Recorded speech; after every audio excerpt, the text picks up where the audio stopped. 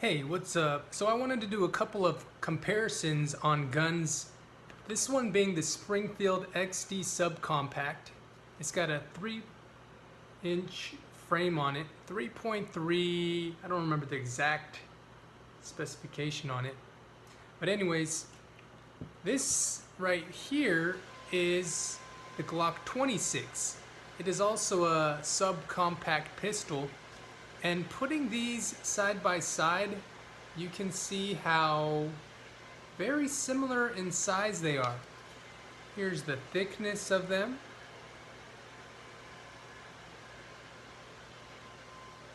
By the way, they don't have a magazine in it.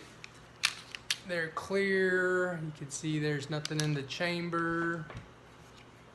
This one, no rounds in it. Clear, nothing in the chamber.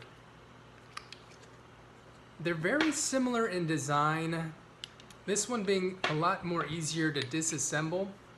The one feature that I see that this Glock doesn't have, that this Springfield does have, is that with the smaller magazine here, there is 13 rounds that it can carry, whereas this one, the Glock one, has 10 rounds that it can carry. The good thing about this Glock, though, I don't know if this makes a critical part in the whole process of it.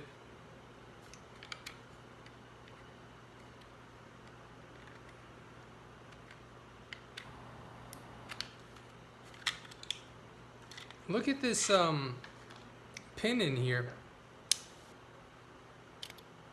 When you look at the inside of this gun here, there's more of an indentation where this barrel is, and this spring is, it's got more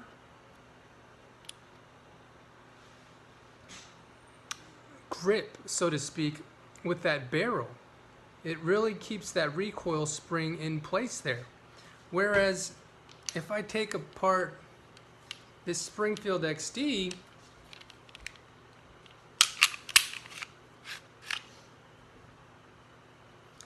you look at the spring in here, and it doesn't really look like there's too much grab onto there. I don't know if that's going to affect it over time, but it's just reassuring to know that the gun's got a lot more grip on that recoil spring. Both are very good guns, though. Both are pretty easy to reassemble, and Glock, known for its reliability.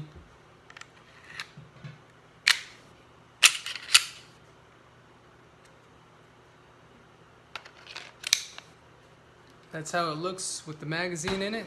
This one, that's how it looks with the magazine in it.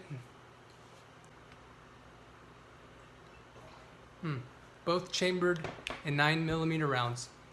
Anyways, thank you for checking my review of the Glock and the Springfield XD. Make sure if you haven't already, subscribe and like, comment on the video, and see you on the next one. Raindrop, drop top, smoking, no cooking the hot bar. Fucking on your bitch, yeah, that. Looking up, open the park.